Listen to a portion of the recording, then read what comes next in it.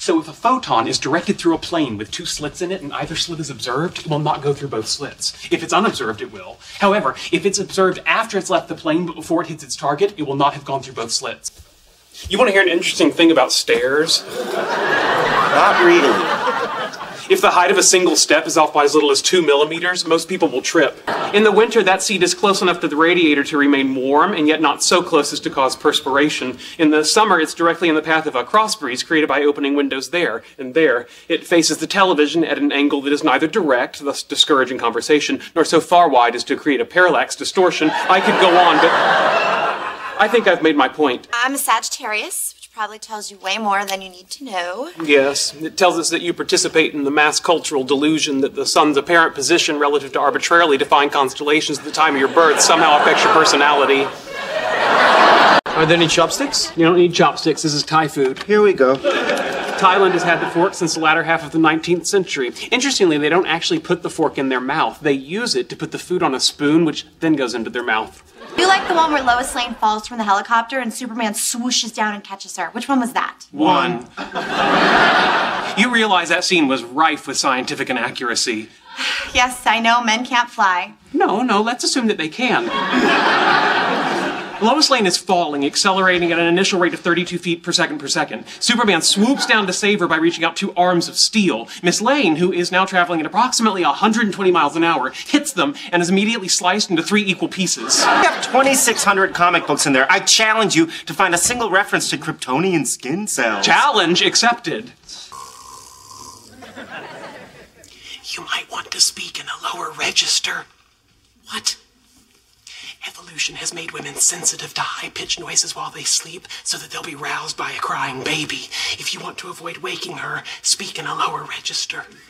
I have noticed that Leslie Winkle recently started shaving her legs. Now, given that winter is coming, one can only assume she's signaling sexual availability. Anyway, it occurs to me, if I ever did perfect a time machine, I would just go into the past and give it to myself, thus eliminating the need for me to invent it in the first place. I'm running out to the market. Do you guys need anything? Oh, well, this would be one of those circumstances that people unfamiliar with the law of large numbers would call a coincidence. Didn't you say you needed some eggs? Yes, but anyone who knows anything about the dynamics of bacterial growth knows to pick up their refrigerated foods on the way out of the supermarket. The thing about tomatoes, and I think you'll really enjoy this, is they're shelved with the vegetables, but they're technically a fruit. This is not a serape. This is a poncho. A serape is open at the sides. A poncho is closed. This is a poncho. I need your opinion on a matter of semiotics. I'm sorry? Semiotics, the study of signs and symbols. It's a branch of philosophy related to linguistics. Hey, what's Sheldon supposed to be? Oh, he's the Doppler effect. Yes. It's the apparent change in the frequency of a wave caused by relative motion between the source of the wave and the observer. Okay, that's it. I don't know how, but she is cheating. No one can be that attractive and this skilled at a video game. Penny, if you promise not to chew the flesh off our bones while we sleep, you can stay. What? He's engaging in reductio ad absurdum. It's the logical fallacy of extending someone's argument to ridiculous proportions and then criticizing the result, and I do not appreciate it. Wrong. I'm listening. Your head goes on the other end. Why? It's culturally universal. A bed, even a temporary bed, is always oriented with the headboard away from the door. It serves the ancient imperative of protecting oneself against marauders. I need some guinea pigs. Okay, there's a lab animal supply company in Reseda you could try. But if your research is going to have human applications, may I suggest white mice instead? Their brain chemistry is far closer to ours. To life, l'chaim. L'chaim, to life. Life has a way of amusing us, blessing and bruising us. Drink l'chaim to life.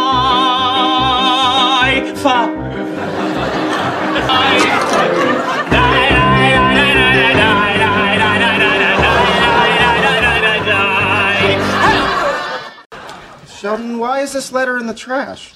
Well, there's always the possibility that a trash can spontaneously formed around the letter, but Occam's razor would suggest that someone threw it out. And we we have to do this. No, we don't. We have to take in nourishment, expel waste, and inhale enough oxygen to keep our cells from dying. Everything else is optional. I wonder if I've been experiencing physiological manifestations of some sort of unconscious emotional turmoil. Wait, what? I couldn't poop this morning. You just lied to Penny. Yes, I did. And you did it so casually. No rapid breathing, no increase in perspiration. So? So lack of a physiological response while lying is characteristic of a violent sociopath. How was Nebraska? Well, better than North Dakota.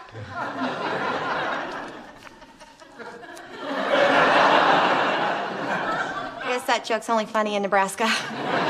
From the data at hand, you really can't draw that conclusion. All you can say with absolute certainty is that that joke is not funny here. Please. If influenza was only contagious after symptoms appear, it would have died out thousands of years ago. Somewhere between tool using and cave painting, Homo habilis would have figured out to kill the guy with the runny nose.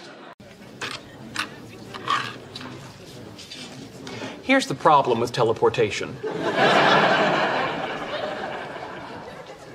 Lay it on me.